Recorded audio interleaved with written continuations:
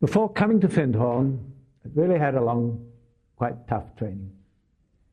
Started at the age of 16. There's a saying, when the pupil is ready, the master appears, and I must have been ready because the master that was to give me my early training appeared in my life. And about 1938, 39, he gave a series of lectures called the Soul Science Series on the power of positive thinking. And I studied the principles that then became part of my subconscious mind. I learned that nothing was impossible, and that through the power of positive thinking, anything could be accomplished. I was trained in the use of affirmations to bring about a change of thoughts, attitudes, and circumstances in my life. I was taught that by thinking you direct your life into expression, and that what you believe to be true molds your destiny.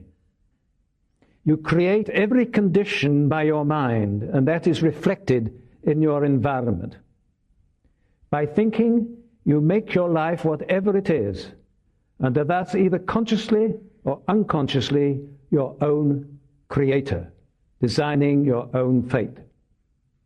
For example, the first lecture in the series contained the affirmation, "All power and intelligence that I can use is already mine."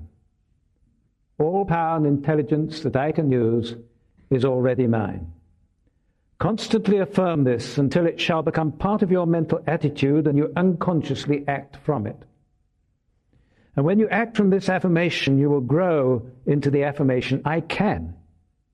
Whenever you think of anything you desire to do, you will therefore drop from your mind all thought of fear, and from your vocabulary the words can't and if. Now, if I hadn't done that, I wouldn't have started Findhorn. To limit the words if and can't from your language. And anything you desire, you will know is possible to you, and you will speak of it with the same certainty of its coming as you now speak of the New Year's coming. And it should be it should be emphasized that it's imperative that one gets your own will, your own desires out of the way, and only work for the divine will, for God's will.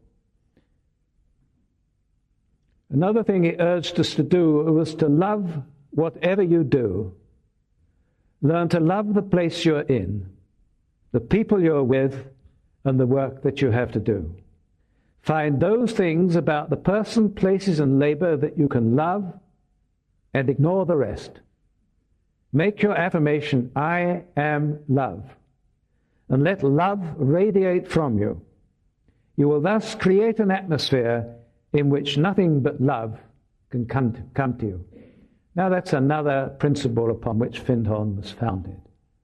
To love where you are, to love whom you're with, and to love what you're doing. And when you do things with love, you want to do them perfectly and have a lot of fun and joy doing them. And that is so important, I feel. It's also involved, each lecture ended with practices to be undertaken until these lessons were part of one's very being. We were given exercises in positive thinking, healing techniques, empowering others, and growing into self-possession and self-control with the affirmations such as, "I am power."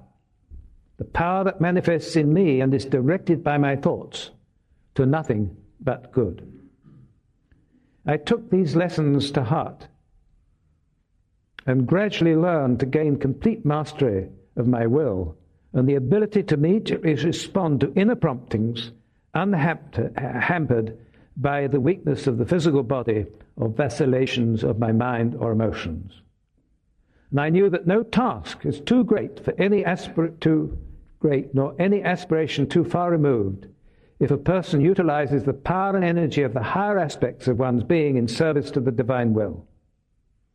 I later proved these lessons to be true in the course of my subsequent career in the Royal Air Force and managing a large hotel, Cluny Hill Hotel, and in co-founding the spiritual community of Findhorn.